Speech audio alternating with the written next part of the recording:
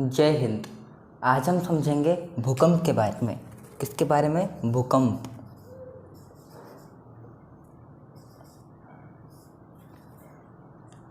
भूकंप को इंग्लिश में हम कहते हैं अर्थक्वेक।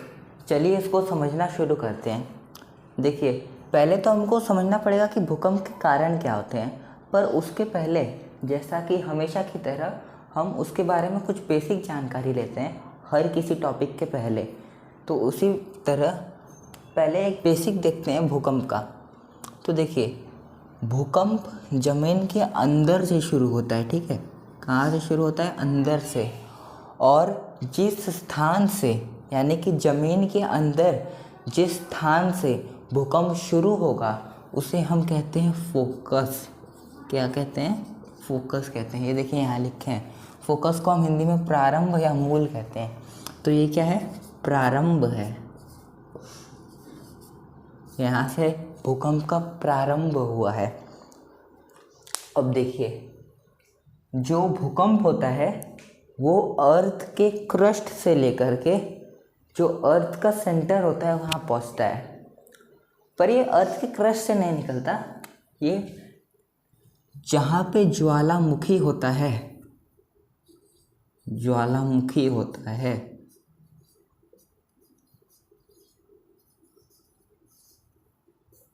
उसके जस्ट ऊपर जो ज़मीन होती है, मतलब जो हमारा सरफेस है, जिस ज़मीन पे हम रह रहे हैं उसके नीचे जो ज़मीन है वहाँ पे जो है हमारे ज्वालामुखी का प्रारंभ होता है। क्या होता है?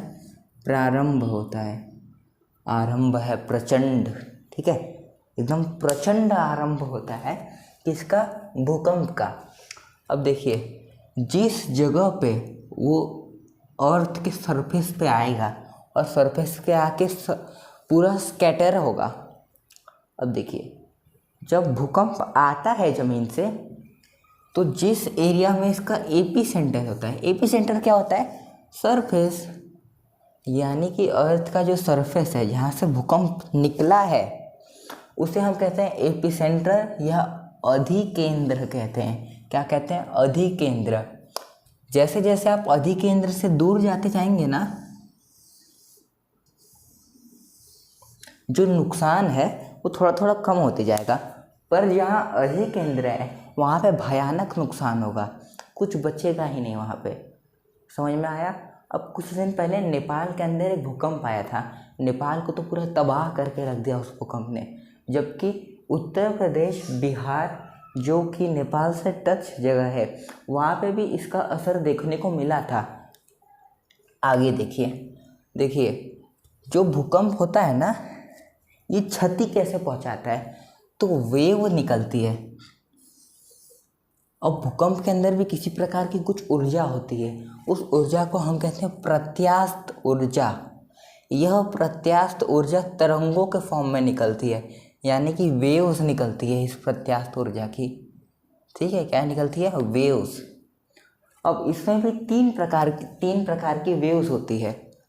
पहला वेव प्राइमरी वेव, दूसरा सेकेंडरी और तीसरा लव वेव। लव, ये प्रेम वाला लव की बात नहीं चल रही यहाँ। एक वैज्ञानिक थे, साइंटिस्ट थे, उनका नाम था एच.डी. लव, और उन्होंने ही इस वेव की खोज की थी। इसीलिए इस वेव को हम लव वे कहते हैं। लव वे, ठीक है। वेव।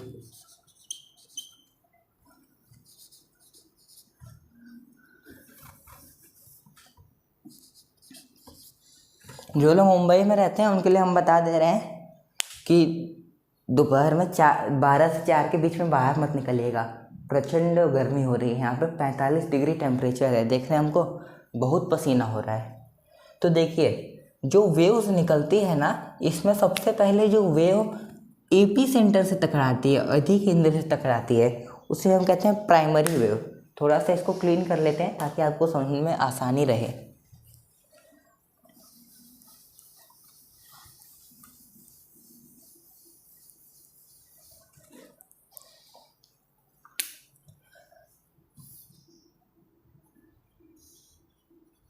ये क्या है? प्रारंभ है। ये अधिकेंद्र है।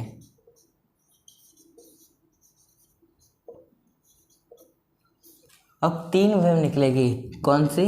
पहली वेव, जो सबसे पहली वेव अधिक केंद्र पे पहुंचेगी वो कौन सी रहेगी? Primary wave. कौन सी? Primary wave. प्राइमरी वेव को हिंदी में कहते हैं प्राथमिक, माफ कीजिएगा, रुकिए, ये हल्ला नहीं करो बाबू लोग। देखिए, कुछ तकनीकी खराबी की वजह से फिलहाल लाइट चली गई है। इस वीडियो को हम थोड़ी देर बाद कंटिन्यू करेंगे। चलिए ठीक है, माफ़ कीजिएगा, कुछ तकनीकी खराबी हो गई थी। और एक और चीज़ मुझे आपको बतानी थी। सभी लोग को रामनवमी की ढेर सारी शुभकामनाएं। आए राम लला एकदम खुश होंगे। राम मंदिर भी बनी गया है। चलिए ठीक है, त्यौहार तो भारत में आते रहते हैं। जैसा कि मैंने आपको बताया था, सबसे पहले एपी सेंटर यानी कि अधिकेंद्र पे कौन सी वेव पहुंचती है? प्राइमरी वेव पहुंचती है, यानी कि प्राथमिक वेव। अब द्वितीयक वेव, ठीक है, हाँ द्वितीयक, और इसको हम क्या कहते हैं? वेव। वेव को हिंदी में क्या कहा जाता है? तरंग कहा जाता है, ठीक है, द्वितीयक तरंग। तो ये कौन सी? सेकेंडरी वेव है, यानी कि द्वितीयक तरंग है, ठीक है, कोई दिक्कत नहीं। और तीसरी और अंतिम वेव है लव वेव। बीपीएससी में एक बार पूछा गया था प्रश्न कि लव वेव किस साइंटिस्ट के नाम के ऊपर बेस है? तो उन साइंटिस्ट का नाम था H.T. लव, ठीक है। चलिए, अब जो बेसिक जानकारी थी आप समझ चुके हैं। तो देखिए 3 वेव है, प्राइमरी, सेकेंडरी और लव वेव। अब वेव के बारे में समझिए, इनकी बेसिक जानकारी। देखिए, जो प्राइमरी वेव है ना, इसकी स्पीड जो रहती है 6 किलोमीटर प्रति सेकंड की रफ्तार से निकलती है। यानी कि अगर ये 12 किलोमीटर ज़मीन के अंदर होगा तो 2 सेकंड में जो हमारी प्राइमरी वेव है, प्राथमिक तरंग है, वो अधिकेंद्र पे आ जाएगी। समझ में आया? सोच रहे हैं कितना फास्ट है? 6 किलोमीटर प्रति घंटा नहीं, प्रति सेकंड है वो। अब देखिए, इसकी क्षति मिनिमम होती है। क्षति का मतलब होता है नुकसान। तो प्राइमरी वेव से, प्राथमिक तरंग से जो क्षति होती है वो सबसे मिनिमम होती है। यानी कि सबसे कम नुकसान कौन सी वेव होती है? प्राइमरी वेव सबसे कम नुकसान पहुंचाती है। एक और चीज़ देखिए, लॉन्जिट्यूडनल होती है। लॉन्जिट्यूडनल मतलब होता है एक सीधी रेखा से होकर के निकलने वाली। जैसे कि अब ये प्राइमरी वेव जो है, ये ज़मीन के अंदर से आएगी तो एकदम सीधा निकल जाएगी। समझ में आया? मतलब ज़मीन से आ रही है और एकदम सीधा जो है कि अधिकेंद्र पे चली जाएगी। समझ में आया? इसीलिए इसे हम अनुदग्ध कहते हैं। क्या कहते हैं? अनुदग्ध कहते हैं, ठीक है। अब देखिए, ये ध्वनि के समान होती है। किसके समान होती है? ध्वनि के समान होती है, ठीक, समझ में आ रहा है ना? अब देखिए, ये किस किस चीज़ों के ऊपर जा सकती है? पहली बात, ये ठोस पे जा सकती है, द्रव पे जा सकती है, और तीसरी चीज़ जो प्राथमिक यानी कि प्राइमरी वेव होती है, ये हवा के ऊपर भी चल सकती है, और ये होती है इसकी क्वालिटी। इसकी जो हवा वाली क्वालिटी है वो अन्य 2 वेव में कहीं नहीं पाई जाती। समझ में आया? अब देखिए, किसी प्रकार की कुछ आवाज़ आ रही है? जरा चेक करो तो। प्राथमिक वेव की सबसे बेस्ट क्वालिटी कौन सी होती है? जो सेकेंडरी और लव वेव में नहीं पाई जाती है, उसकी हवा में प्रोपोगेट करने वाली शक्ति, उसकी हवा में प्रोपोगेट करने वाली क्वालिटी जो है, इन 2 वेव से उसको सबसे ज़्यादा अलग बनाती है, ठीक है।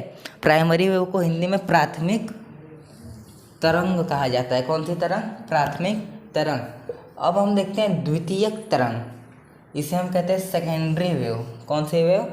सेकेंडरी वेव, ठीक है, समझ में आ रहा है ना? देखिए, जो सेकेंडरी वेव होती है ये प्राथमिक वेव के बाद निकलती है। समझ में आया? सेकेंडरी वेव जो है प्राइमरी वेव के बाद निकलती है और इसकी जो स्पीड होती है ये 3.5 किलोमीटर प्रति सेकंड होती है, यानी कि 3.5 किलोमीटर प्रति सेकंड की स्पीड से यह चलती है। इसकी जो क्षति होती है ये एवरेज होती है, यानी कि ये नुकसान इन दोनों के अपेक्षा एकदम बीचों बीच रहती है। ये पतली गली से निकलने वाली बिल्ली है, ना तो प्राइमरी के साथ कुछ रिलेट करती है ना तो लव वेव के साथ। ये अपना एवरेज रहती है इन दोनों चीज़ों में, ठीक है। तो क्षति सबसे एवरेज करती है, ठीक है।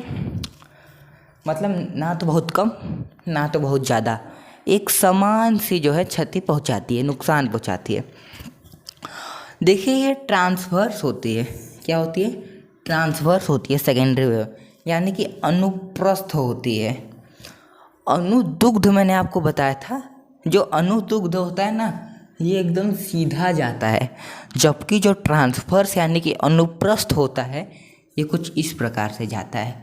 मतलब अब देखिए सांप देखिए, हालांकि वो ऐसे ऐसे भी चलता है, पर जब वो कुछ शिकार विकार करता है तो एकदम सीधा जाता है। या फिर आप स्लाइड पे हैं, मान लीजिए स्लाइड मतलब वो झूला रहता है ना, ऊपर से नीचे आते हैं, घसरगुंडी मराठी में बोलते हैं। तो उसके ऊपर से जब बच्चा नीचे आता है तो एकदम स्ट्रेट पोजीशन में आता है, ठीक है। पर जब मानव चलता है तो पैर उठा उठा के चलता है, यानी कि वो किसी प्रकार से चलता है, अनुप्रस्थ प्रकार से चलता है। जबकि जो प्राइमरी वेव होती है ये अनुदुग्ध प्रकार से प्रोपोगेट करती है, ठीक है। अब तीसरी और अंतिम है लव वेव। इसके संस्थापक कौन से? HD लव थे। इसकी जो स्पीड होती है 1.5 किलोमीटर प्रति सेकंड होती है। देखिए इसकी स्पीड कम है, पर इसको आप कमज़ोर मत समझिएगा, सबसे ज़्यादा क्षति यही पहुंचाती है, मैक्सिमम क्षति पहुंचाती है। जब ये लव वेव जब ज़मीन पे आती है ना, यानी कि जब अधिकेंद्र पे आती है, तब भयानक नुकसान होता है। बिल्डिंग गिरा देने वाला, जो है कि कोई झील बना देने वाला, इस प्रकार का जो है कि लव वेव की क्षति होती है। क्षति मैक्सिमम यानी कि सर्वाधिक होती है।